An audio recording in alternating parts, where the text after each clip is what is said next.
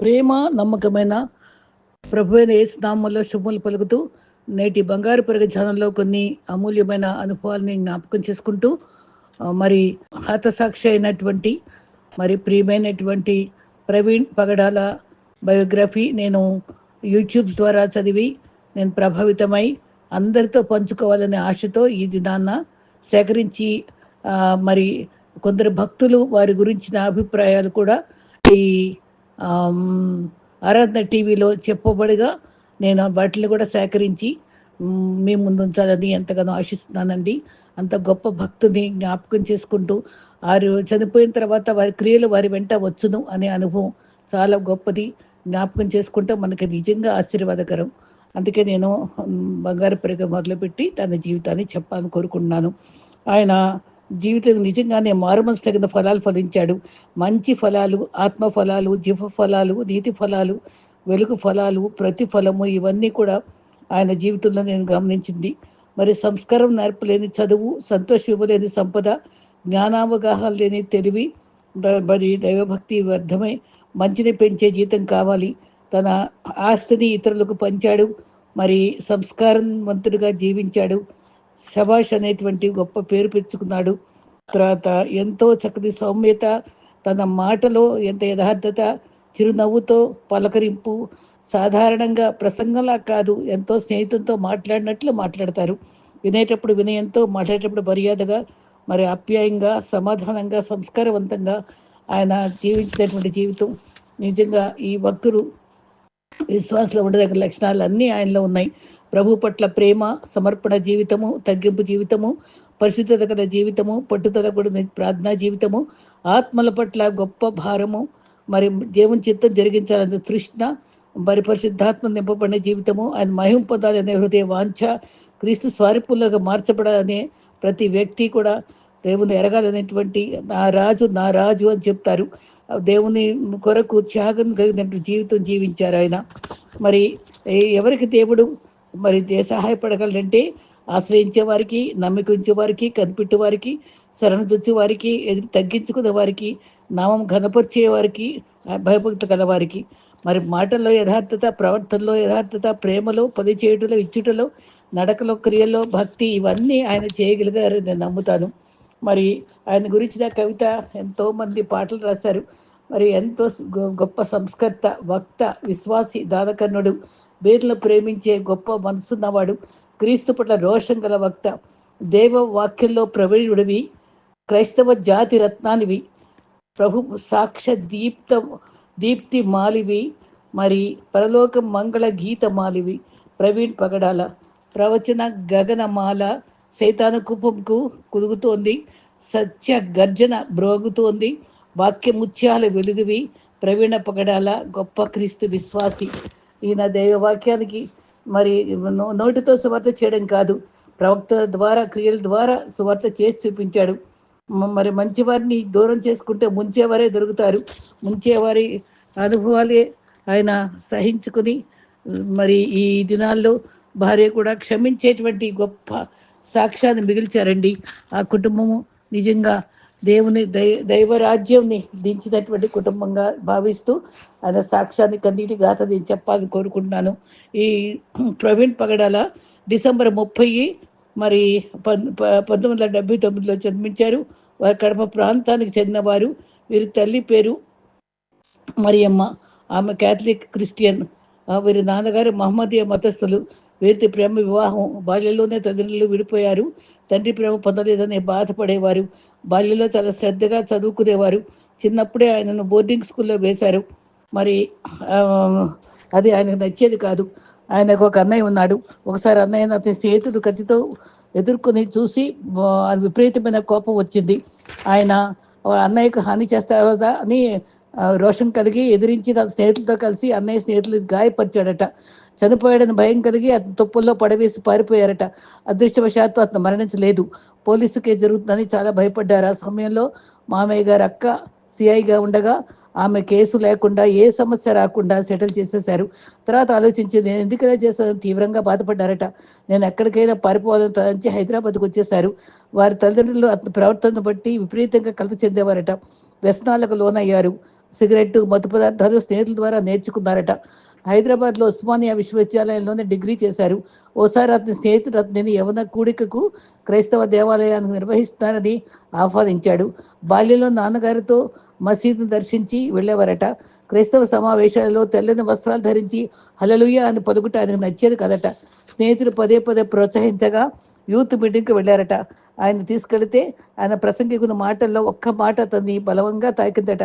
నిజంగా దేవుని వాక్యం రెండంచుల ఖడ్గం అండి. అది ఒక్కొక్క జీవితాలను ఏ విధంగా ఒక్క వాక్యం చాలు ప్రభావితం చేసి గొప్ప భక్తిని చేయడానికి. నిజంగా సౌలు పౌలుగా మారటం ఎంత గొప్ప దీవెనగా.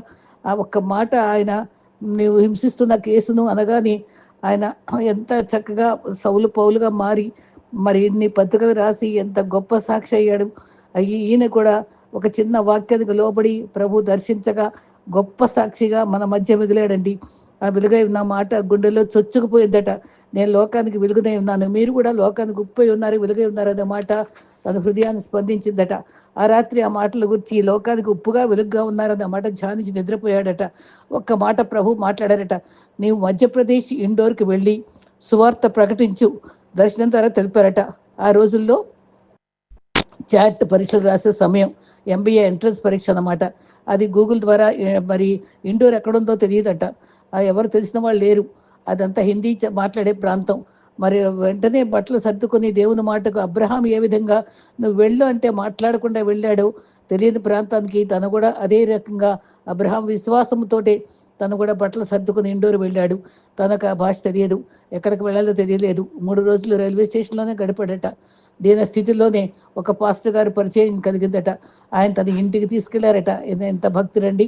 సరిగ్గా 1 నెలలోనే హిందీ భాష నేర్చుకోగలిగి హిందీ బోధ కూడా చేయగలిగిన గొప్ప అద్భుతం. ఆయన నమ్మిన క్రీస్తు అతనికి తోడుగా ఉండి నేర్పించారు. అతని చేరతీసిన పాస్టర్ గారు చాలా దయగల గొప్ప విశ్వాసి, ఆత్మల భారం కలవాడు. ఆయనతో కలిసి సమపు గ్రామాల్లో సువార్త సేవలో పాస్టర్ గారితో సహకరించేవాడు. ఎంబీఏ తో పాటు ఇంటర్నేషనల్ బిజినెస్ కూడా చదివారు. చాలా గ్రంథాలు, హిందూ, ముస్లిం, ఇతర గ్రంథాలు అన్నీ శ్రద్ధగా పఠించేవాడు. చాలా ఎక్స్ట్రాడినరీ డిలిజెంట్గా ఉండేవాడు. ఎన్నో పుస్తకాలు క్షుణ్ణంగా చదివిన జ్ఞాని. అక్కడున్న ఇతర పాస్టర్లతో కలిసి ఎన్నో గ్రంథాల గురించి చర్చలు జరిపేవాడు. మరి తనకి మరి నలుగురు కలిసి డిబేట్లు చేయడం చాలా నేర్పరిగా ఉండేవాడండి. అప్పటి నుంచి బైబిల్, ఖురాన్, సనాతన ధర్మాల గురించి బోధించిన పుస్తకాన్ని క్షుణ్ణంగా చదివి గొప్ప విజ్ఞానవంతుడయ్యాడు. ఆ తర్వాత న్యాయశాస్త్రము, లా కూడా చదివి టీచర్గా కూడా ఉద్యోగం చేశారు. 2000 సంవత్సరం నుంచి 2011 సంవత్సరం వరకు ఇండోర్, మధ్యప్రదేశ్లో మిషనరీగా ఆ పాస్టర్ గారితో కలిసి ఆత్మ భారంతో తిరిగేవాడట. ఆ పాస్టర్ గారు తన ఇంటిలోనే చేర్చుకున్న ఆయన భక్తిపరుడు. వాళ్ళ అమ్మాయిని వివాహం చేసుకోవడానికి ఆయన మరి ఇష్టపడ్డారు. మరి చేసుకోవాలని అడిగారు. అయితే అయ్యా మీరు ఓకే అంటే మీరు మాకు వివాహం చేయండి, లేదా స్నేహితులుగానే మిగిలిపోతామని కూడా అన్నారట. ఆయన ప్రార్థించి నా కుమార్తె చదువు పూర్తయ్యాక మీ పెళ్లి చేస్తాను ఒప్పుకున్నారు. 2 సంవత్సరాల తర్వాత వాళ్ళ మరి ప్రవీణ్ గారి అమ్మగారితో కూడా సంప్రదించి, అప్పటికే వాళ్ళ నాన్నగారు దూరం అయ్యారు కాబట్టి అమ్మాయి అన్నీ చూసుకునేవాళ్ళు పాపం. ఆ సంవత్సరం అమ్మగారు సమ్మతించారట. తల్లితో అప్పుడు ఆ ప్రాంతం వచ్చి 6,000 మంది సమక్షంలో వారికి ఘనంగా వివాహం జరిగింది. మరి ఆమె పేరు జెస్సికా. మా వివాహం జరిగింది. చాలా ప్రతిభ గలది. తన యొక్క ప్రగతికి ఆమె వెనక ఉన్నది. అందరికంటే ముందు తను దాతృత్వం చూపించేదని ఎంతో గొప్పగా చెప్పుకుంటారు భార్య గురించి. మరి జెస్సికా ఆ వివాహమైన 2006లో 11 వరకు డోర్లోనే ఉండి హైదరాబాద్ చేరారట. ఒకవైపు మిషనరీ సేవలు కొనసాగిస్తూ వ్యాపారం చేయాలని ఆశించి ఒక మ్యానుఫ్యాక్చరర్ ఆఫీస్కు మేనేజర్గా పనిచేశారట. అలా చేస్తూ ఒక కంపెనీ ఆరంభించారు. మరొక కంపెనీలో చేరారట. చాలా మందికి ఉద్యోగాలు ఇచ్చేవారట. వీరికి 2 కుమార్తెలు జన్మించారు. పెద్ద కుమార్తెకు 18 సంవత్సరాలు, చిన్న కుమార్తెకు 4 సంవత్సరాలు. అయితే పెద్ద పాప మరి బాల్యం నుండి అనారోగ్యంగా ఉండే సమస్య ఉండేదట. దేవునితో రోజు వాద్యం ఆడేవాడట. ప్రభువా, నీ సేవకు నమ్మకంగా చేస్తున్నాను కదా, నాకే ఈ బాధ కలిగింది ఏంటి అని అడిగి కన్నీటితో ప్రార్థించేవారట. పేదవారు ఆహారం, మందులు మరి సమకూర్చేవారు. పేదవారికి చదువు చెప్పించేవారు. ఒకవైపు వ్యాపారం, ఒక ప్రక్క అపోస్తలుల వలె సువార్త సేవను కొనసాగించేవారు. ఎన్నో చర్చల్లో పాల్గొనేవారు. చాలా విలువైన పుస్తకాలు రచించారు. అల్లా, జీసస్ ఒకరేనా, దేవుని రాజ్యము, త్రిత్వము చాలా పేరు పొందినటువంటి పుస్తకాలు అవి. మరి డిబేట్స్లో చాలా ప్రతిభ కనపరిచేవాళ్ళు. నేను కూడా వాళ్ళ డిబేట్ అన్నీ చాలా వినేదాన్నండి. ఆయన ఇంటర్వ్యూ కూడా నేను విన్నాను. ఆయన చనిపోకముందే ఆయన గురించి నేను పరిచయంగా ఉన్నాను. ఎంతో అడ్మైర్ చేసేదాన్ని వారి యొక్క ప్రతిభను, మరి తన యొక్క సమర్థతను, వారి యొక్క జ్ఞానాన్ని నేను ఎంతగానో దేవుని స్తుతించేదాన్ని. అర్థవంతంగా ఎవరిని నొప్పించకుండా కూలంకషంగా చరిత్రాత్మకంగా వివరించేవారు. వేరే గ్రంథాల గురించి మాట్లాడడం ద్వారా చాలామంది శత్రువులయ్యారు. మరి ఎవరికి ఉన్నది ఉన్నట్టు చెప్పారు కానీ తను లేనిది ఏం చెప్పలేదు. మరి భయపడకుండా సువార్త ప్రకటించేవారు. అతని భార్య వెన్నంటి ఉండి చాలా చక్కగా నడిపించే సామర్థ్యం గలది. అయితే మరి 25 మార్చి మరి హతసాక్షి అయ్యాడు. నీతిమంతులు జ్ఞాపకం చేసుకుని ఆశీర్వాదకరం మధుర జ్ఞాపకాలు ఉన్నాయి. కొందరిని పనివేసుకున్నప్పుడు జ్ఞాపకాలు మరి చెగని ముద్ర వేస్తాయి. నమ్మిన దేవుడు నిర్భయంగా, ధైర్యంగా, నిర్మోహమాటంగా ప్రకటించి హేతు అడిగిన వారికి తడబడక సుదీర్ఘమైన దైవ పరిచర్య కొనసాగించడే కాక 2 సాఫ్ట్వేర్ కంపెనీలు స్థాపించి అనేకులకు ఉపాధి కలిగించిన గొప్ప వ్యక్తి ప్రవీణ్ బగడాల గారు. అనాథ బాలికలు చదివించేవారు. మరి బంగారు భవిష్యత్తును ప్రసాదించారు. తన 2 పిల్లలతో పాటు 14 మంది తన ఇంట్లోనే వారితో పాటు పిల్లలతో పాటు సమానంగా చేసేవాళ్ళు. తన ఉద్యోగంలో చేసే పనివారంతా అందరూ కలిసి ఒకేసారి భోజనం చేయాలని వారందరికీ ఇన్సూరెన్స్ కూడా ఇప్పించి సమాన దృష్టితో చూసినటువంటి గొప్ప మరి సహనశీలి. ఆయన ఎందరినో మరి విశ్వాసులతోటి పరిచయాలు ఉన్నాయి. ఎంతోమంది ఆయన యొక్క సేవలను కొనియాడే అనుభవం చూస్తే ఎంతో అద్భుతంగా ఆయన జీవితం నడిపారని, తక్కువ వయసులో ఎక్కువ సమర్థవంతంగా దేవుని సేవ చేశారని తెలుస్తుంది. మరొక వైపు సామాజిక సేవలు కొనసాగించేవారు. అనేక ఇబ్బందులు ఎదుర్కొన్నారు. పాస్టర్ గారి మాటలో మరి ఈ ఆరాధన టీవీలో చెప్పినటువంటి కొందరు గొప్ప భక్తుల యొక్క మాటల్లో ఆ మాటలు కూడా వివరిస్తానండి. సునీల్ లాజరస్ గారు హైదరాబాద్లో పాస్టర్ గారు డిగ్రీ చదివే రోజుల్లో పరిచయం అయ్యారట. ప్రవీణ పగడాల గురించి ఆరాధన టీవీలో కొన్ని ముఖ్యమైన అనుభవాలను పంచుకుని ధన్యతగా నేను సంతోషిస్తూ ఆ భావాలు తెలపడానికి ఇష్టపడుతున్నాను. డిగ్రీ చదివే రోజుల్లో సునీల్ గారు చర్చిలో మరి యూత్ వారి సహవాసంలో పాల్గొనేవారట. మరి సంఘానికి సభ్యులైనందున అనేక సందర్భాల్లో అతి సన్నిహితంగా పాస్టర్ గారితో కలిసి మాట్లాడుతూ యువతను ప్రోత్సహించే సందర్భంలో ఆయన అవుట్ రీచ్ గురించి, మిషనరీ వర్క్ గురించి ఎక్కువగా సంప్రదించేవారట. ధైర్యంగా ముందుకు వచ్చి ఒకసారి ఎవరు మిషనరీస్గా అవసరమైనటువంటి ప్రాంతాలు, రిమోట్ ప్రాంతాలకు వెళ్ళగలరు అడిగినప్పుడు నేను దైవచిత్తం కనిపెట్టాలని నేను ముందుకు వచ్చి నేను ఉంటానని చెప్పారట. అమ్మో నీవు ఎలా ఉండగలవు అని చెప్తే ఒకరోజు ప్రవీణ్ యవన కాలంలో మిషనరీ సేవలు చేయదలిచి ప్రప్రదంగా ముందుకు వచ్చారట. ఆశ్చర్యపడ్డారట పాస్టర్ గారు. ఒకరోజు తన సూట్ కేసు సర్దుకుని ఆయన దగ్గరికి వచ్చారట. ప్రభు నాకు దర్శనం ఇచ్చి ఇండోర్ మధ్య వెళ్ళమన్నారు అన్నయ్య, నేను వెళ్తున్నానని చెప్పారట. ఆయన ప్రార్థన చేసి పంపారట. ఆ రోజుల్లో వీళ్ళ అమ్మగారు ఈ బాబు బాల్యంలో ఉన్నప్పుడు కడపలో ఉండేటువంటి ఈయన కడప ప్రాంతం కదా, తర్వాత టీడీ ప్రసన్న కుమార్ గారి దగ్గర ఎక్కువగా ఆత్మీయంగా బలపడ్డారని చెప్పారు. ఆయన కూడా నాకు సుపరిచితులే. ఆయన చాలా భక్తుడు. తల్లిని కూడా చాలా ఆత్మీయంగా నడిపించిన గొప్ప ప్రతిభ గల పాస్టర్ గారు. వారు కూడా చాలా మంచి సాక్ష్యం బాబు గురించి ఇచ్చారు. తర్వాత దైవ సేవకుల ద్వారా ఆశీర్వాదం లభించగా సేవలో జతపొందిన వారిగా సాక్షిగా మంచి మిషనరీ జీవితం సాగిస్తూ మరి హిందీ భాష నేర్చుకుని వెంటనే ఆ భాషలో ప్రసంగించడం కూడా నేర్చుకున్నారు. ఆ టైంలో వారి ప్రవీణ మనస్తత్వం చాలా సున్నితమైంది, స్నేహశీలి, త్వరగా అందరితో సరదాగా కలుపుకునేవారు. వినయ విధేయతలు గలవాడు, యథార్థంగా జీవించేవారు, అందరి పట్ల శ్రద్ధ కలిగి ప్రేమతో వ్యవహరించేవాడు. ఆ కొత్త ప్రాంతంలో అందరితో ఆడుతూ పాడుతూ మాట కలిపి స్వార్థ బోధించిన త్వరలో యూత్ ఫెలోషిప్ ప్రారంభించాడు. క్రాస్ ఫైర్ అనేటువంటి సహవాసం ప్రారంభించాడట. క్రమంగా అది క్రాస్ రోడ్స్ అనే యూత్ సంస్థను కడపలో ఆరంభించారు. మరి ఆ పాస్టర్ గారు కూడా ఇండోర్ వెళ్ళి ఆ సేవను చూసి ఎంతో ఆనందించారట. వివాహానికి కూడా కడప కూడా వెళ్ళారట. ఆయన వధువరులు దీవించారట. ఆయన పాస్టర్ గారి యొక్క కుమార్తెను వివాహం చేసుకుని విలువైన మరి భక్తులకు సుపరిచితులయ్యాడు. ఆయన గొప్ప పరిచయాలు చేస్తూ అనేకులు ఉపాధి కల్పిస్తూ పేదలను ప్రేమించి పోషిస్తూ ఇది పాస్టర్ గారి యొక్క సాక్ష్యం అండి. మిషనరీగా జీవించే రోజుల్లో మరి హైదరాబాద్లో రాజమండ్రి మోటార్ బైక్లో ఒంటరిగా ప్రయాణం చేస్తూ అకాల మరణం పొందుట అనేకులను దుఃఖసాగరంలో ముంచింది. కొన్ని లక్షల మంది క్రైస్తవులు అతని అంత్యక్రియల్లో పాల్గొని హిందువులు, ముస్లిం వారిని ఆశ్చర్యపరిచాడు. అతని కొరకు అధికముగా శ్రమించిన దేవజనుడు ఆయన ధన్యుడు. హృదయంలో మంచి మిషనరీగా ఉన్నాడు. అతను గొప్ప లెగసీ వదిలాడు. ప్రవీణ్ ప్రేమించిన భార్య బిడ్డలు ఆదరించి దీవించుగాక. ఆయన జీవితంలో నా పాత్ర ఉండటం భాగ్యంగా భావించి స్తుతిస్తున్నానని చెప్పారు. ఆయన స్నేహితుడు ఒకడు కేవి జార్జి గారు కూడా ఆయన గురించి చాలా గొప్పగా చెప్పారండి. ఉద్యోగం ఎక్కడ కావాలంటే నిర్జీవ స్థితిలో లో దేవుని బిడ్డలు విత్తనాలై ఉన్నారు. మరి హతసాక్షుల వాళ్ళ విత్తనాలు, వాళ్ళ రక్తం యొక్క శక్తి అనేక మంది భక్తులు లేవనెత్తుందని కూడా అన్నారు. ఉద్యమం కావాలి, వేచి వేచి ఉండాలని ప్రభు చెప్పినట్లుగా నిజంగానే ఈ దినాల్లో అటువంటి భక్తుల యొక్క తెచ్చేటువంటి ఉద్యమము అనేకులకు స్ఫూర్తిగా మిగులుతుందండి. దేవుని రాజ్యం గురించి బోధించాలి. ప్రేమ గల వ్యక్తి హత్య చేసి రోడ్డుపై పడవేస్తే ఉద్యమం ఆగిపోతుందని తలిస్తుంది పొరపాటు. కేవలం క్రీస్తు శిష్యులు పామరులైనా వారి సామ్రాజ్యం ఆపాలని చూసినా ఆపుటకు సజ్జం కాకుండా పోయిందే కదా. 52 కోట్ల మంది హతసాక్షులు అయ్యారు. 360 కోట్ల మంది ఉద్యమంతో ఆత్మ నింపుదలతో క్రీస్తుకు సాక్షులై ఆరాధిస్తున్నారు. నేడు వారి ద్వారా ఉద్యోగం లేపబడుతుంది. మరి ప్రవీణ్ ప్రగడాల భార్య శత్రువులను క్షమించానన్నది. మరి భార్య బిడ్డలను కోల్పోయిన మరి చంపినవని క్షమించమనే ఔన్నత్యం ఉన్నటువంటి గొప్ప భక్తురాలు. అయితే సహజ మరణమును ప్రయత్నిస్తున్నారు. హెడ్లైట్ లేకపోతే బండి నడపలేదని తెలిస్తే మరి మరి పౌలు అపోస్తులుగా మార్చే దేవుడు ఉన్నాడు. ఆ రకంగా ఎంతో మందిని మార్చడానికి ఈయన మరణం ద్వారా దేవుడు సిద్ధపరుస్తున్నాడు. మరణం అంటే భయం లేని వాడుగా ప్రవీణ్ మరి ఎంతో వీర మరణం పొందాడని అనుకోగలం. తలాంతులు ప్రతిభగల 100 మంది ప్రభు 1000 మందిని లేపగలడు. మరి యోహాను తల నరికబడినను ఆ తల సువార్త బోధించగలదు. ఏ నామం రక్షణ లేదు, కేవలం యేసు నామంలో రక్షణ ఉంది. ప్రభువా, ఈ శ్రమ మీదైతే ఆ అభిషేకంతో పైకి లేపబడగలరు.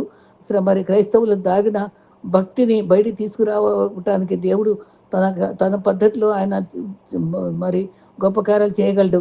బలం గల వారిగా లేపగలరు. ప్రార్థన యోధులుగా శ్రమల్లో గొప్ప సాక్షులు లేపగలరు.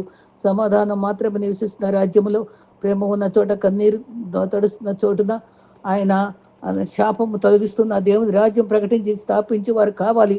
పరలోకమందు భూమి మీద మరి సర్వాధికారం ఉన్న యేసు నామము నాకన్నా చిన్నవాడైన ప్రవీణ్ పగడాల నాకన్నా ముందు హతసాక్షుల ప్రమోషన్ దొరికినందుకు నేను అసూయగా ఉన్నది. మరి బంగారు వీధుల్లో నడుస్తూ మరి ఆయన దేవునితో స్తుతిస్తూ ఉన్నాడని మనం నమ్మగలం. విడిచిన కుటుంబం ఆదరించటం మాత్రమే కాదు, బలపరచుగాక. రోషమునకు విశ్వాసులు లేపబడుదురుగాక. ఆత్మ యోధులై ఉద్యోగంతో లేపబడుదురుగాక. మరణం ఎదుర్కొన్న తిరిగి లేపబడు అభిషేకం పొందుదురుగాక అని ఎంతో ఆవేశంతో ఆయన చెప్పడం జరిగింది. అయితే మరి మరణం నుండి ధన్యత ఒక విశ్వాసిగా ఉంది. ఆ నిత్య జీవానికి యోగులుగా చేశారు. క్రీస్తు అభిషేకం పొందిన వారు ఏ శిక్ష లేదు. మన రక్షణకు ఆధారమైన అద్భుతమైన నామము యేసు నామము. అతి త్వరలో మేఘారుడై రానే ఉన్నాడు. అన్ని పొడిచిన వారిని చూస్తారన్నాడు. మంచి ప్రార్థన చేశాడు. బలము, శక్తి, ఆదరణ మాత్రమే కాదు, ఆత్మశక్తితో నింపబడి లక్షాది విశ్వాసులు లేపబడుదురుగాక. ఆయన సన్నిధికై వదనాలు. దేవుని అద్భుత సేవ చేస్తే ప్రవీణ్ పగడాల గొప్ప ఆత్మీయ శక్తి గల విశ్వాస వీరుడు. ఈ తరంలో గొప్ప హతసాక్షిగా ఆదర్శంగా నిలిచాడు. దేవునికే మహిమ కలుగును గాక.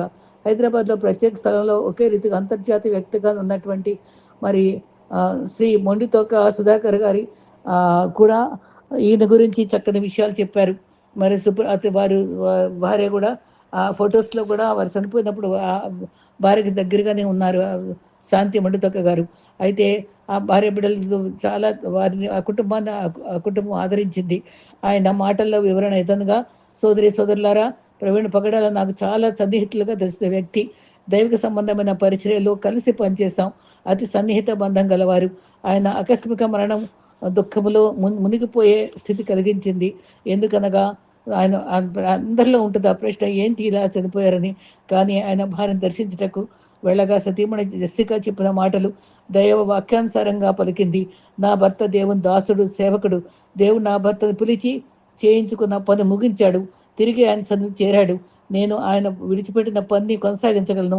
నా కర్తవ్యం తెలిసిన మాట ఇది నమ్ముకుని అని నేను చేస్తానని ఎంతో ధైర్యంగా చెప్పడం మరి ఫ్యాకల్టీ వారిని వారిని కూడా ఆశ్చర్యపరిచిందని చెప్పారు.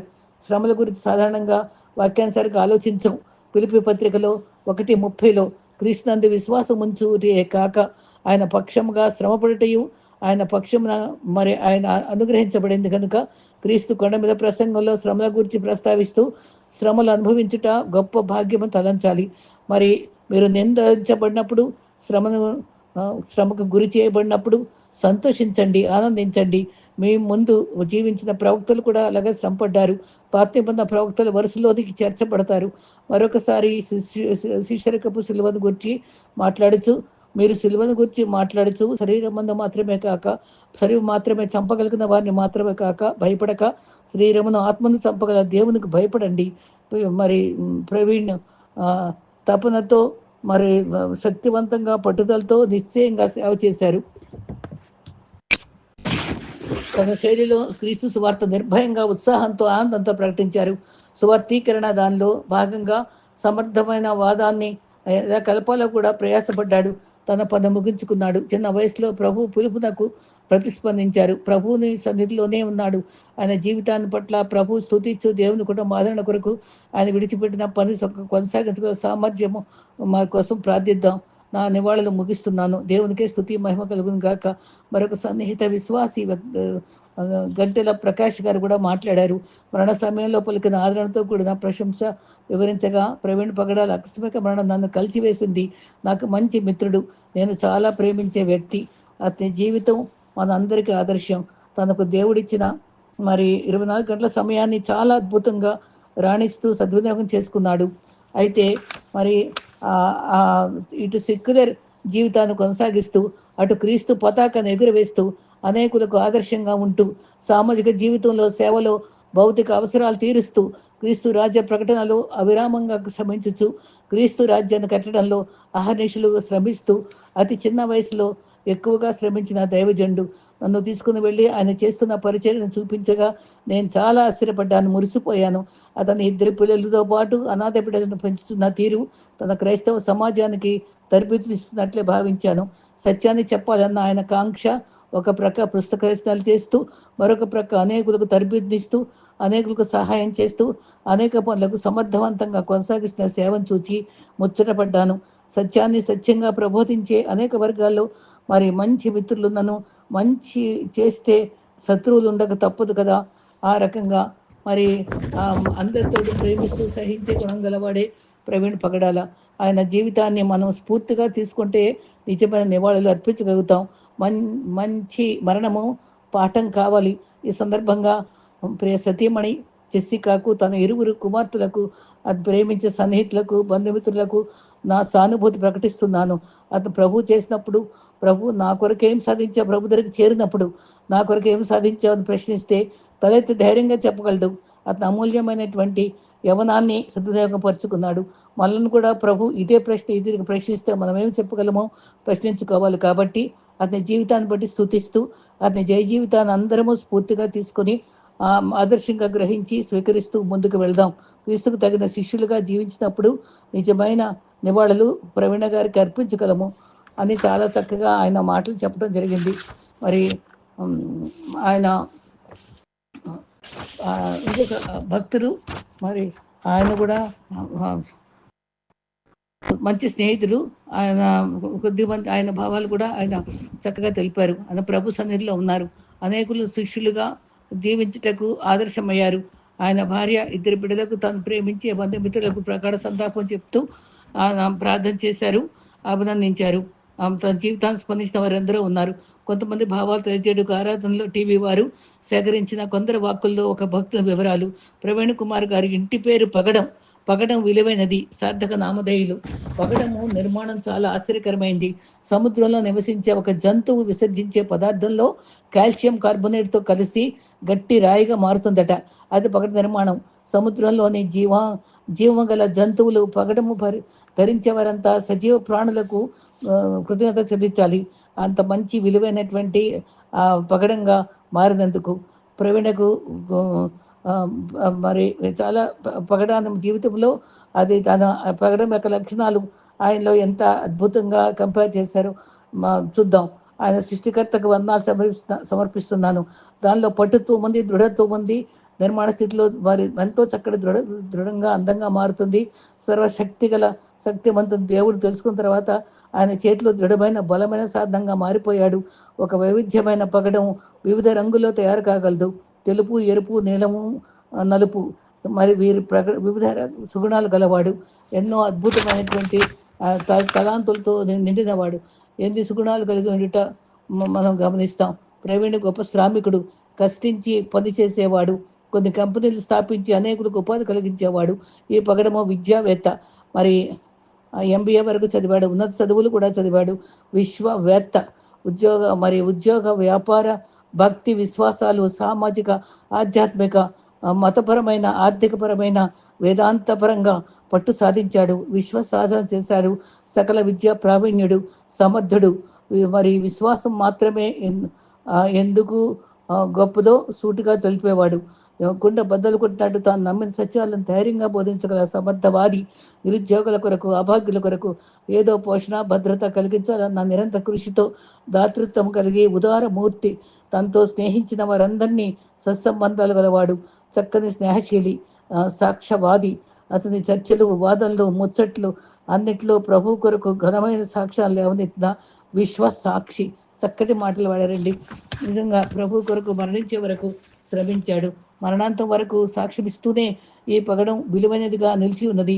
తన విశ్వాసముల కొరకు రోజు శ్రమ, రోజు దూషణ, మరణకరమైన బెదిరింపులు సహిస్తూ ఆ సువార్తకై హతసాక్షిగానే ముద్రపడిపోగా ఈ పగడం విలువైనదిగా ఎన్నో రంగుల్లో వైవిధ్యము పొందినట్లుగా మరి ప్రవీణ్ పగడాల గారి జీవితం కూడా ఆయన వైవిధ్యంతో ఘోర దుర్మార్గ మరణం పొంది సగటు క్రైస్తవ భావంలో హతసాక్షిగా మిగిలారు. వైవిధ్యము జనిత ఉదాత్తవాది, మరి వైవిధ్య భరిత దైవజనుడు, క్రీస్తు సాక్షి, నేటికి సాక్షి జీవితగానే ఉన్నారు. వేల మందికి ప్రేరకుడు, ఆదర్శవాది, ఒక ధీరోదాత్తుడు. సమకాలీన సమాజంలో తండ్రైన ముద్ర వేసి ప్రభు పిలుపును అందుకొని క్రీస్తు ప్రభు సన్నిధిని చేరి విశ్రమిస్తున్నారు. విడిచిన కుటుంబ అందరికీ శాంతి సమాధానము నిరీక్షణ కలగాలని ప్రార్థిస్తూ వేదనాభరిత హృదయంతో ముగిస్తున్నాను అని ఆయన చెప్పడం జరిగింది. మరి ఆయన ప్రముఖ సందేశాల్లో మనిషిని మనిషిగా చూడు, ముస్లింగా, హిందువుగా, క్రైస్తవంగా చూడకు అనేవారు. వీరి జీవిత సాక్ష్యం సమర్పణ నేటి దైవ సేవకులకు, మరి క్రైస్తవ నాయకులకు మార్గదర్శకము, ఆదర్శము. ఆయన శరణంలో మరణంతో లక్షాది ప్రజలు సమకూడి నివాళులు అర్పించిన మరి కుల మతము లేని సమాజం కోరాడు. వివిధ దేశాల్లో సాఫ్ట్వేర్ కంపెనీలు 7 ప్రాంతాల్లోనున్న కోట్లాది సొమ్ము పేర్లను శ్రమించి ఆశ్రమించేవాడు. మరి అందరినో పోషించాడు. మరి కోవిడ్ సమయంలో మందులు అందించేవాడు. మణిపూర్ ప్రాంతాలకు సహాయపడేవాడు. నిస్వార్థ సమాజ సేవ చేశాడు. అనేక వేదాలు, ఉపనిషత్తులు చదివాడు. మహామేధావి, డిబేట్లో ప్రతిభ కనపరిచేవాడు. వివేకంగా, లాజికంగా, మరి శాస్త్రీయంగా కూడా మాట్లాడి, పుస్తకాలతో మాట్లాడి మరి ఎన్నో రకాలుగా ప్రతిభ చూపించాడు. గొప్ప సేవ చేసినటువంటి, చిన్న వయసులో చేసినటువంటి గొప్ప ప్రతిభ చూపించినటువంటి గొప్ప విశ్వాసి. ఈయన జ్ఞాపకం చేసుకుంటా ఆశీర్వాదకరము. ఈయన గురించి క్లుప్తమైన ఈ సాక్ష్యాన్ని వివరించడానికి నేను అయోగ్యురాలను కాకపోయినా అది భాగ్యంగా భావించి స్తుతిస్తున్నాను. ఇది అందరూ మరి ఆత్మీయంగా అందరూ ఎదుగుదాం. ప్రభు కృప మనతో ఉండుగాక. ఆమేన్.